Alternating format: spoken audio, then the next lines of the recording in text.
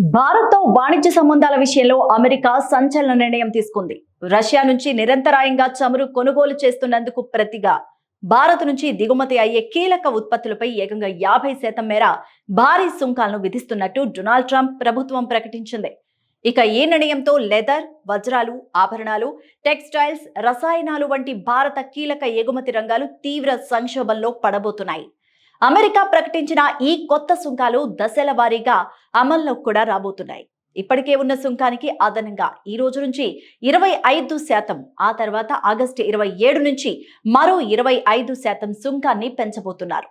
ఈ భారీ పెంపుతో అమెరికాకు వెళ్లే భారత ఎగుమతులు 40 నుంచి 50% వరకు పడిపోయే ప్రమాదం ఉందని పరిశ్రమ వర్గాలు తీవ్ర ఆందోళన వ్యక్తం చేస్తున్నాయి. ఇక దీనివల్ల అమెరికా మార్కెట్లో భారత వస్తువుల ధరలు విపరీతంగా పెరిగిపోయి వాటికి గిరాకీ తగ్గే అవకాశం ఉన్నట్టు కనిపిస్తోంది.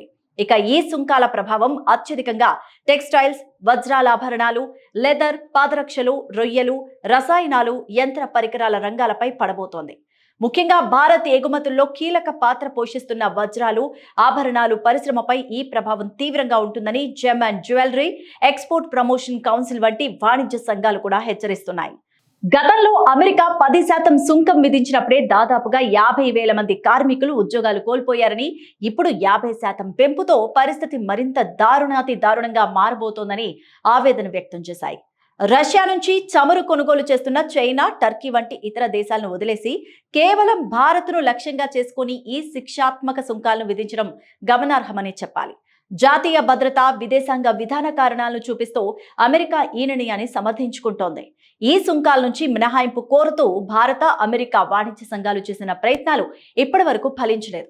ఇక ఈ పరిణామంతో న్యూఢిల్లీ, వాషింగ్టన్ మధ్య వాణిజ్య ఉద్రిక్తతలు మరింత పెరిగాయి.